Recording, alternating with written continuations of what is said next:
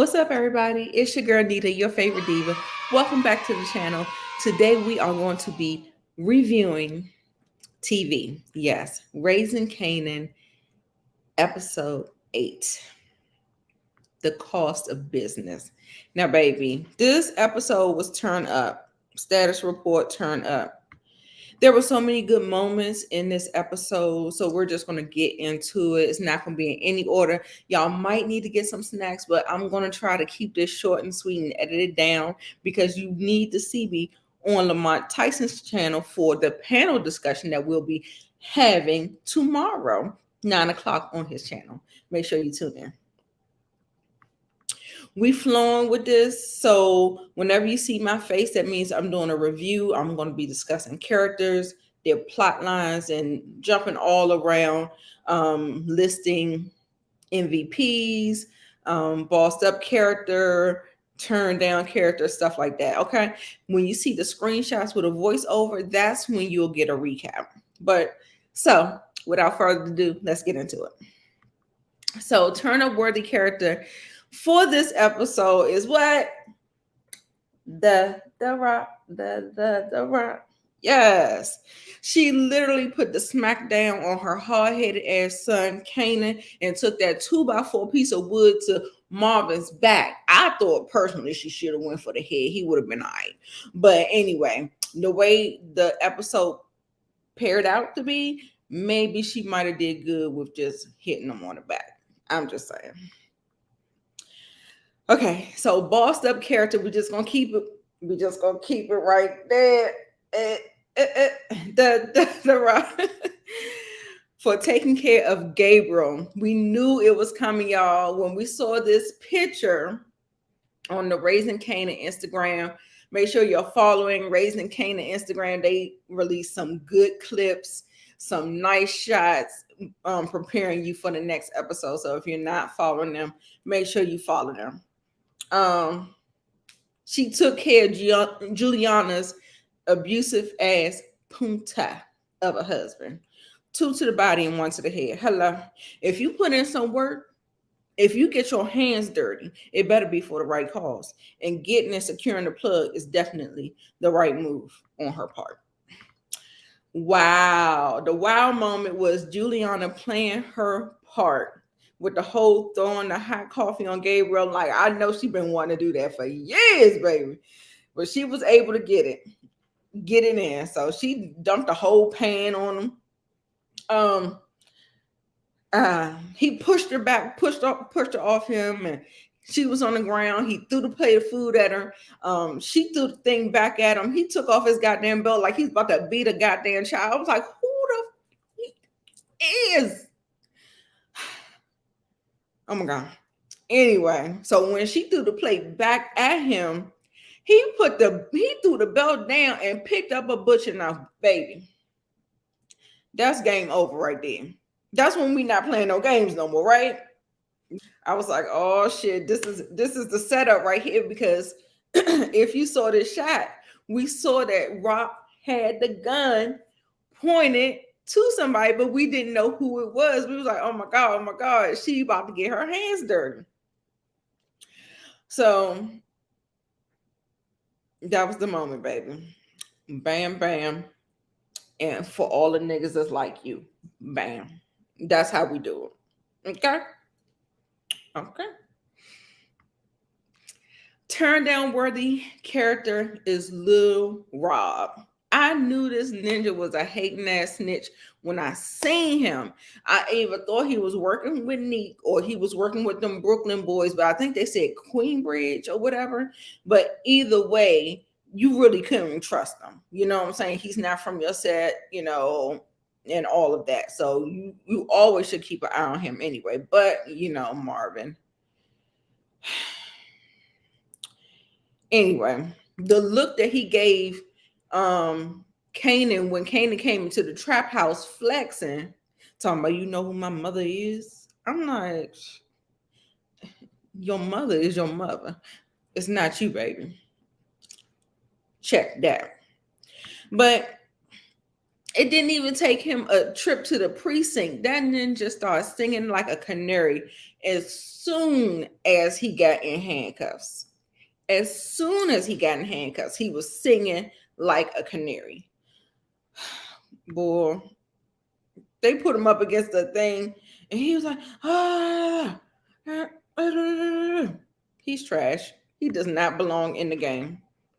Somebody need to take care of him, which they will for sure, because Detective Howard did name drop him. Oh yeah, and from that scene gave one of the best lines. Yeah, I hope you like dick, nigga, because you about to be swimming in it. Detective Howard. That shit was funny to me. Ha moment was Detective Howard talking to the fiend on the corner when he was trying to figure out, like, where we gonna start shaking things out. So the fiend, yeah, he was so funny to me. He was like, he been clean. I was like, what you mean washing behind your ears and scrubbing between your toes? Because I know you ain't talking about crack. And he was like, he gave him 20. And he was like, what can you tell me about these blue caps? And then he gave him some information. And then Snowflake over there asked him for a name. And he was like this. I forgot what he called her. But the shit was funny because even Detective Howard laughed at it. And so he gave him another $40. And he was like, man, you got my nerves all worked up, my anxiety all up. See, now I gotta go smoke my nerves down. I was like, nigga, get out of here. Okay. Damn, son. That moment was Kanan's ass getting everything that was coming to him. I almost felt bad because it was like this boom, boom. Like it was just like hitting and hitting and hitting. First, he went to the funeral. Then the thing, Marvin had started paging him, telling him about, hey, the jig is up, my nigga.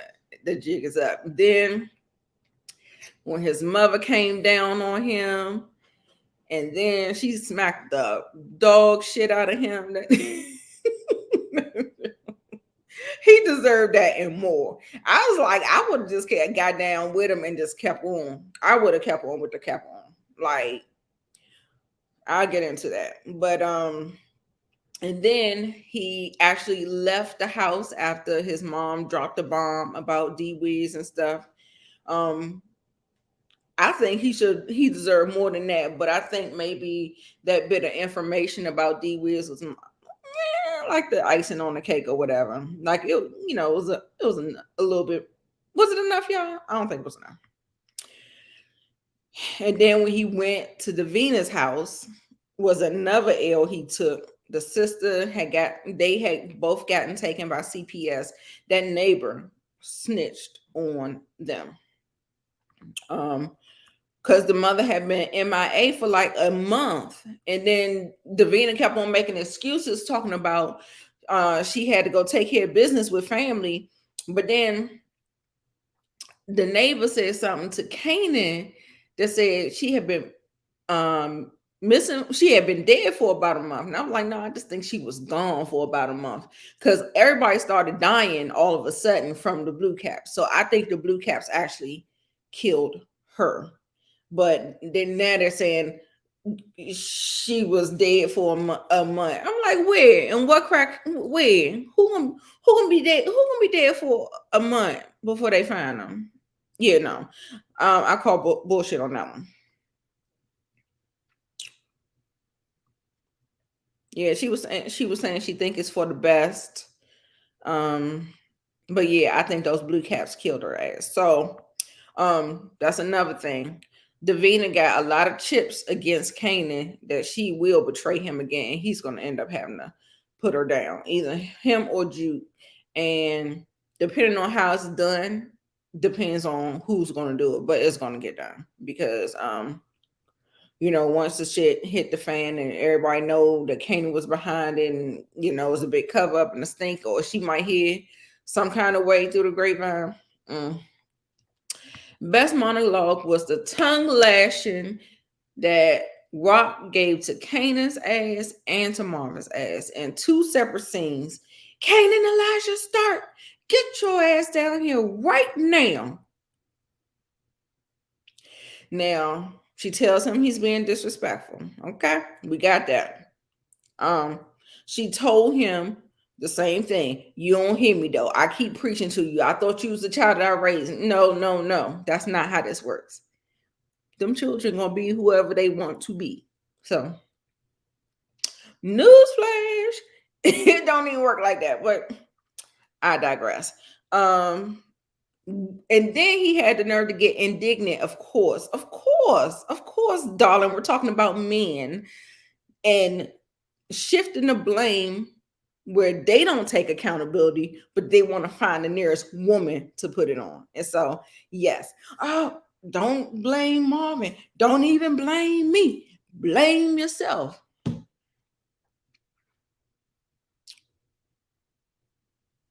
The excuse is forever written into their DNA. Men can always shift the blame right to the women, and that's just what it is.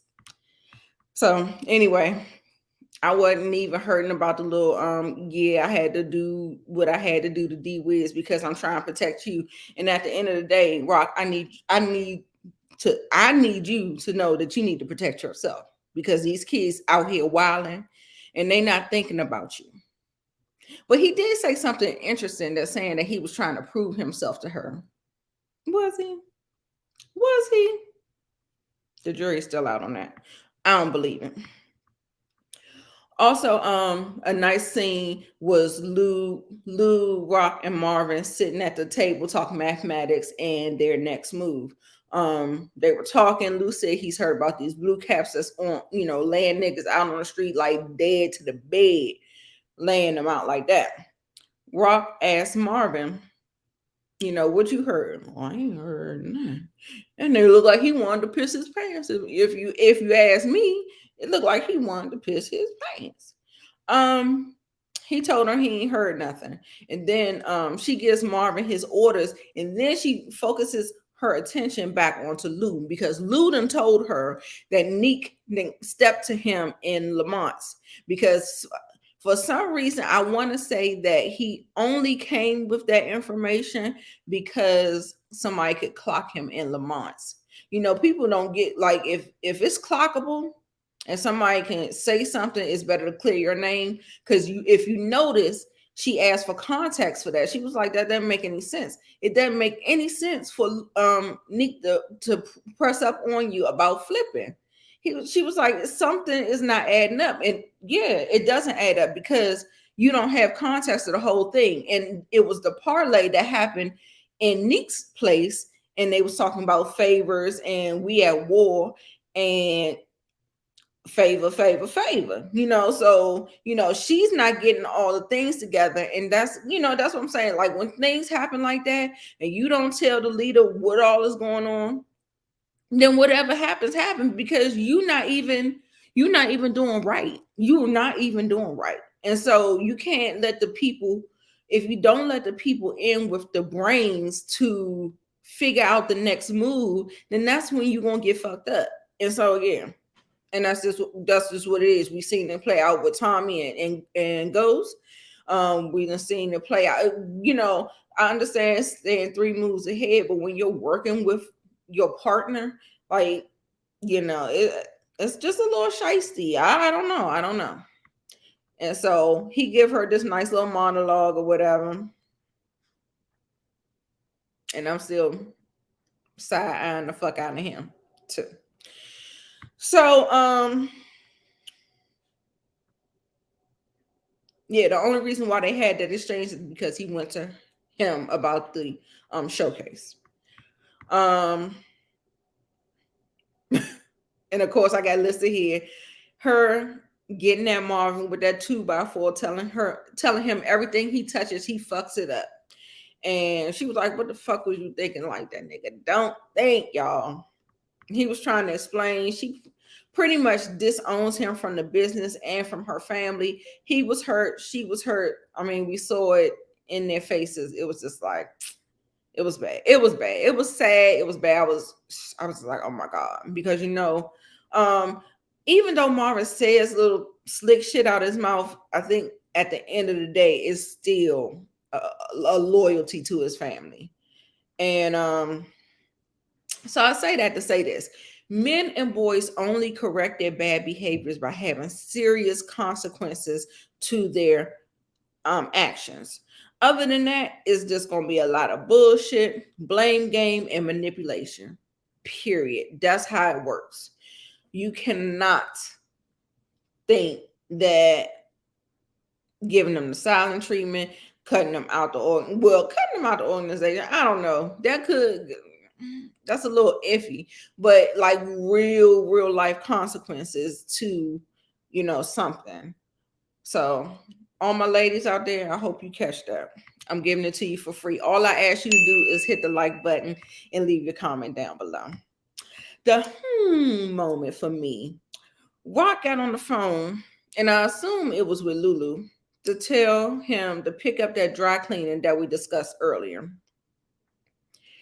Then we see Lulu tailing Neek to probably where he lays his head to this place that got a desk clerk and all that stuff. So he probably lives maybe in a penthouse or something like that. He goes in there. He asked the doorman for the keys. He was like, I left something in my man's car. Can I get the keys? So while he was kind of looking at him funny, like, what you gonna do for me? So he goes to grab his money out his pocket, but his gun is in the front of his waist. And that door clerk, he caught that. He was like, and then when he gave him the money, he threw them keys up there so got that fast. And he was like, I won't be but a minute. I won't be but a minute. Oh, in my notes I said he said when he went to his back pocket, you could see in his front the hammer. Shout out to Moochie, that's my girl. So Lulu gets out, goes to Neek's car, and gets the Gucci jacket that has Neek's name on it. Straight up on some setup shit on Rock's end. I'll get into it in my predictions. Boss up character and best scene was Lulu coming with that lawyer with that paperwork, turning his loans into an investment. That was a good ass scene. I love the way the lawyer came in that joint, was speaking up for Lulu, telling him exactly what we was doing. He took his coat off for him. He was like, "This, let's have a conversation, Mr. Camacho." And he was just like, "Yeah." And that was another good line. He was like, I'm not a bank. He was like, when the bills come due, they do. And yours is past due, motherfucker. So you need to be signing these papers. Then he was like, yeah, he was like, you about to get 2 singles coming out. That's how you gonna get your money. And he was like, no. He pulled out that hammer. Shout out to Moochie. Pulled out the hammer. Was like, you need leverage to negotiate anything. And I was like, what you gonna say, Camacho? So then I was just looking at that or whatever. So it was just like a tat, and I was just like, okay. So I was here for it. He was like this, one way or another, something of yours is gonna be on that paper. I'm hoping it's your signature, Mr. Camacho, if you know what I mean.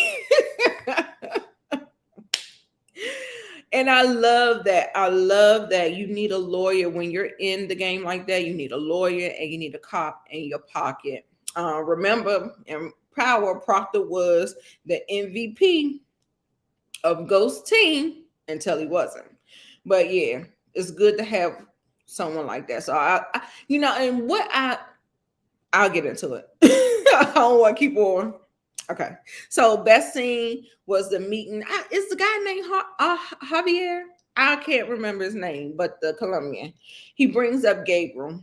She said, "Fuck Gabriel," and then she was like, "It's about to be Desert Storm out this bitch." He said, "Does Detective Howard know what Desert Storm is?"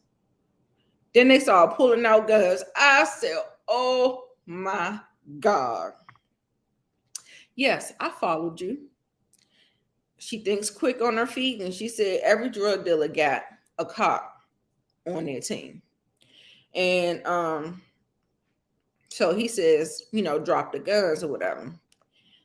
He needs to know that Detective Howard will not be a problem. It's not a problem, will not be a problem. And he is who you say he is. Also, I need to know what does changing the game mean?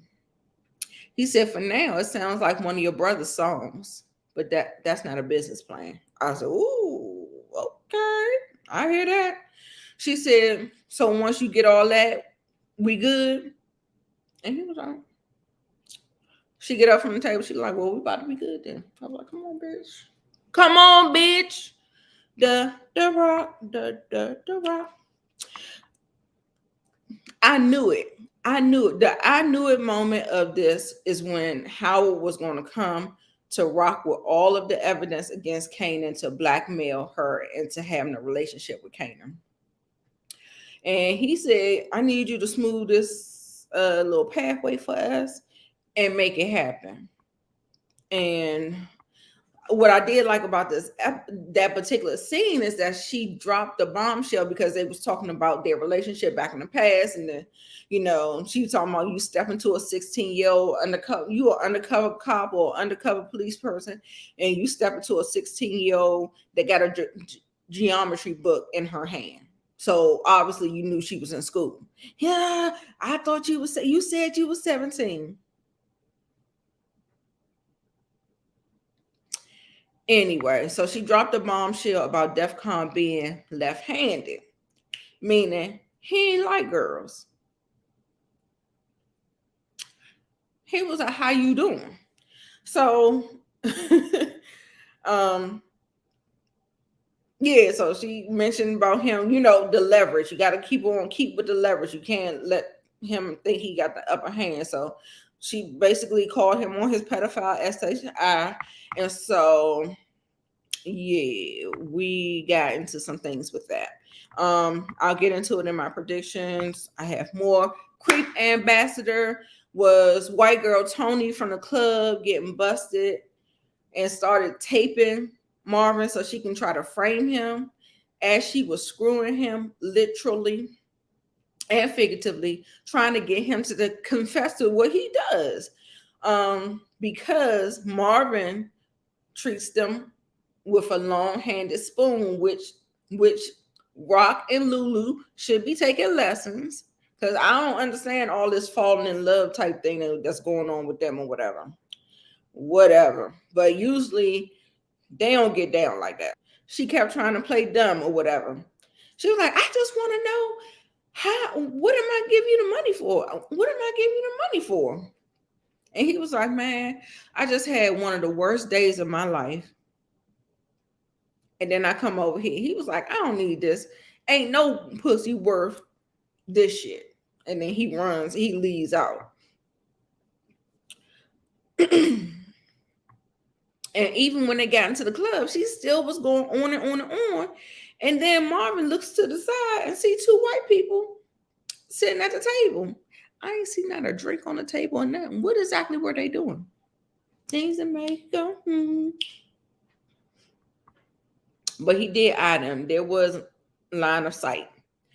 So, but the good look during this particular scene was that Symphony was peeping game. He heard everything was going on. He was ear hustling like a mug, listening to everything that Tony was saying and getting a good look and peeping out everything. And even when Marvin left out, he saw Tony go to them two white detective or cops or DEA or whatever sitting at that table and basically saying, the whole family sells drugs. He sells drugs.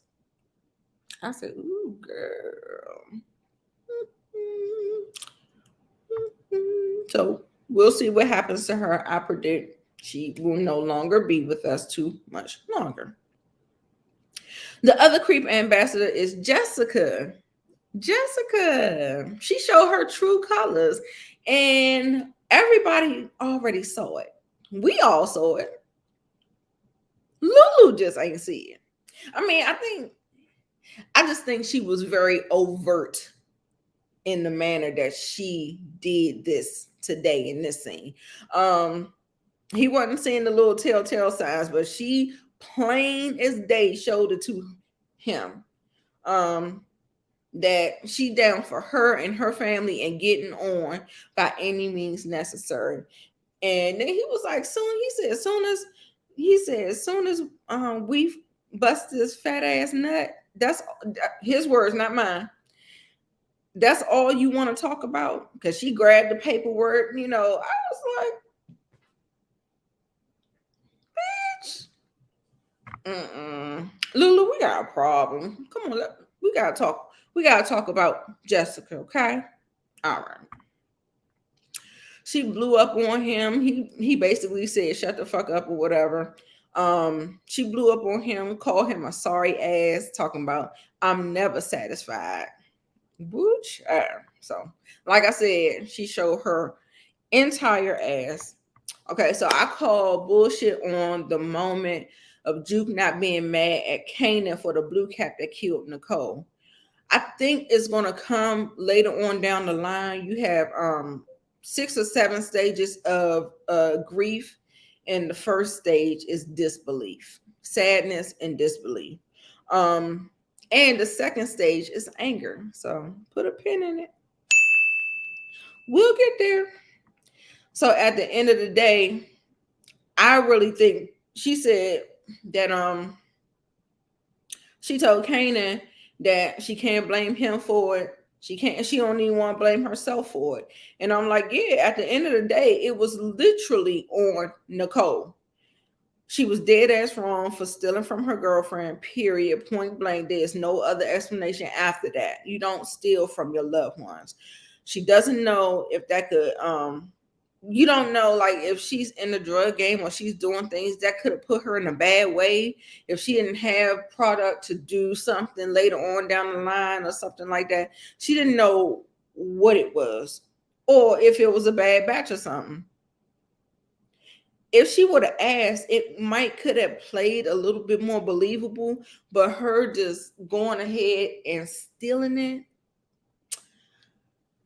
yeah, we won't put that on you, Miss Nicole. Rest in peace, though. Rest in peace, baby.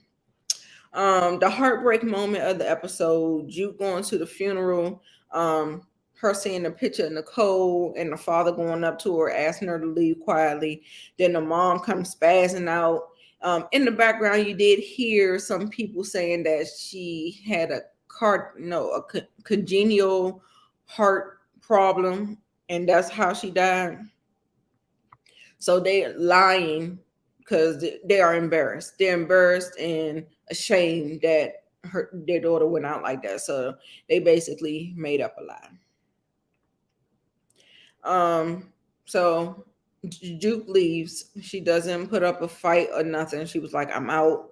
She leaves. Kane is standing there. He was like this, she really loved your daughter. And so Juke leaves. She told Kanan she got to do this dolo. Like, get the fuck on, nigga. He was like, you sure? She give him this look. Baby, he got it. She went to Nicole's house and she was watching the ins and outs and the comings and goings. And then she saw that the parents hailed a cab and left the house. So then she breaks the window to get in because, of course, the house is locked up. She didn't even think twice about it. She goes right up to Nicole's room. The music dropped. I was just like, it instantly like made me tear up. And when she put that, when she she was going all around the room and stuff, but when she put that tape in and heard them and seen them singing together, oh my God. And the way she cried, man, I totally teared up in that moment. It was definitely the heartbreaking moment. She didn't even care. It was like she was dazed out or something. I think she even dozed off, fell asleep, or in a daze. The parents came home. I heard them. She was playing on the little keyboard and stuff like that. And I really fuck with the father. He's pretty much a good look. He understood what Nicole was, it seems like to me, and he doesn't have that judgmental thing that the mother obviously has. He has a lot of he has a lot of compassion for Juke, and he just wasn't the asshole like the mother was.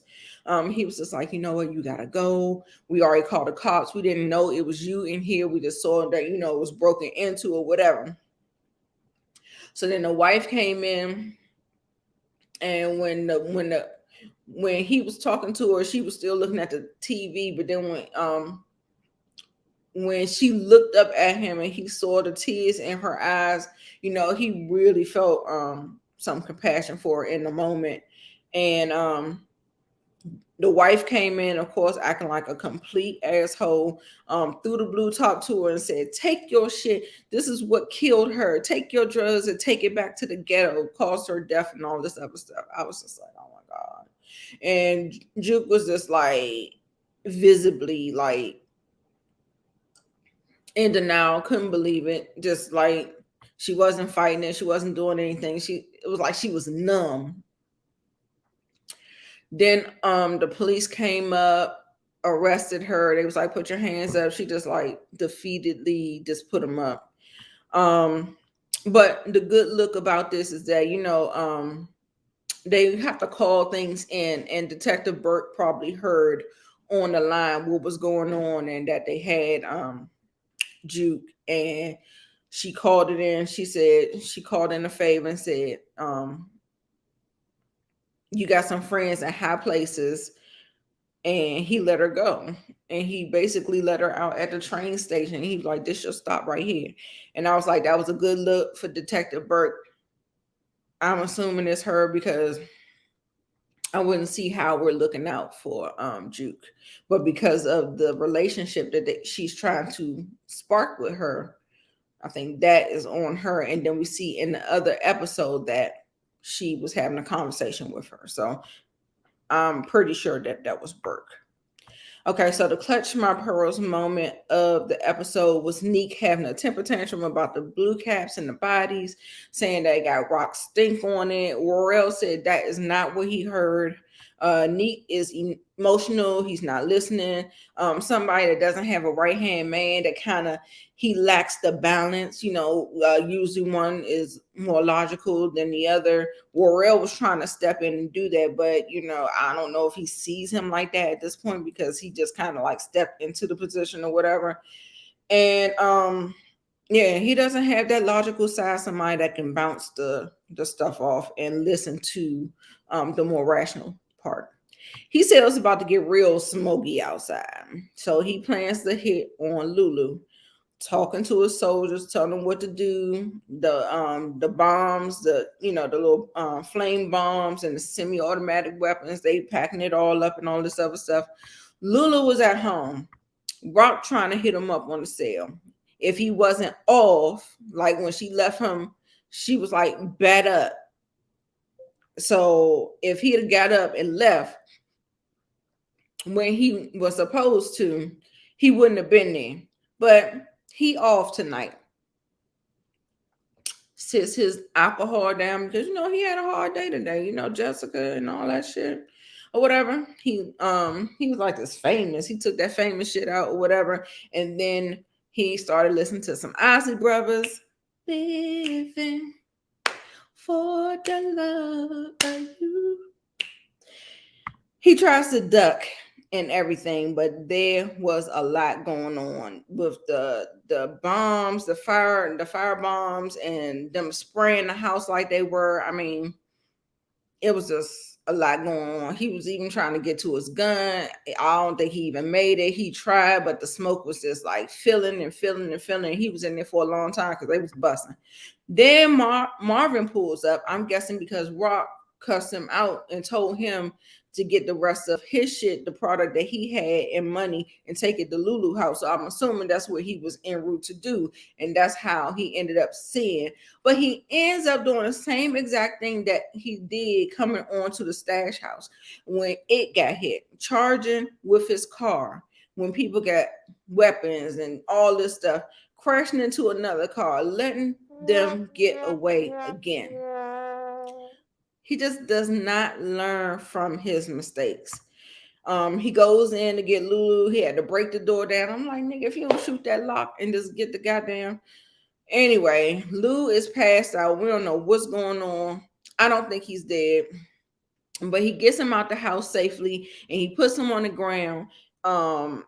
Because the car is total. He couldn't put him in the car and try to take him nowhere. So he's crying out for an ambulance. Please, an ambulance. Ah. Like, and so cut the black. All right, y'all. That's it. That is the episode. I'm gonna go through some predictions. This Detective Burke and Juke are going to form a relationship, platonic or not. We don't know. I want to say that Juliana, I think she is gonna have a major role to play. That's what I think. I think she gonna get into the game. That's what I think. Um, White girl Tony, she's dying. White girl Tony is dying. Um, Lil Rob, he died for being a snitch. Um, how the connect, the plug, Rock is gonna be able to use his muscle and enact these plans. And I thought what she was going to do is turn Dean and Unique against each other and let, you know, act like that's what the code came into play, act like Neek did something to Dean. But if Dean think about it, it doesn't make any sense because, you know, that would be messing up his connect. So I don't think that makes sense. But, you know, I'm thinking that, you know, sometimes you play them against each other, you do something and leave Neek stuff there. And somehow Dean comes and takes Unique and his crew out. Marvin is getting back into the fold. There's no other choice. Davina, I don't think she's coming back this season. I think we'll see her in season 2. Oh, not unless we see her at school. Now it depends on where she's going to go to school at. I'm telling you, I don't like Kanan. And I'm telling you, I feel like he is going to be the death of Rock. Either he going to do it or something grimy that he does, he's going to be the cause of it. Sometimes you just got to let your kids go. All the time, they don't mean you no good or whatever. So I think I wanted to say a couple other things. I went through my notes and I was trying to figure out what I was trying to say. But death predictions, I got White Girl Tony. I got I think Jessica might have some plot armor for a minute, but I wouldn't be surprised if she dies though. Lil Rob gots to go. He's gonna go. I hope we see the crackhead again. He was a mess. Yeah, Rock is gonna try to double cross them some kind of way, and I still stand by. Unique was trying to use Scrappy as a double agent, as a favor to him for having his life. What else? I think everything is going to work out okay, but there will be some casualties. I do not think Lulu is dead. I think smoke inhalation, he was passed out. Like, you know, he still could die. I remember and This Is Us, you know, he was okay. They was able to get him back and treat him for smoke inhalation, and he ended up like an hour or two after, you know, he was up and functioning and all of these things, and he turned up dead by a heart attack because his heart couldn't take all of the extra added pressure with trying to breathe and all of that stuff. The heart and the lungs just wasn't all the way there. And so, you know, I don't think anything's gonna happen to Lou. I think he's gonna recover. I would act like I'm dead until Neek is handled. Until Neek and Warrell is handled, I would play like I'm dead. I would just be off the scene and then come back, because it would be such a stupid storyline for him to get 50% of Bulletproof Records just for him to die in the same episode. That makes no sense to me. So he's not dead. So yeah, I think that's all. That's all. And you remember what I said, ladies, about the consequences, serious consequences. No, not no smack on the wrist even. Give it to them, or they're gonna give it to you. All right, y'all. That is my review for Raising Kanan, Power Book 3, Episode 8, the cost of the business. One of those things or whatever. Make sure you like, comment, and subscribe, and make sure you come back. Bye.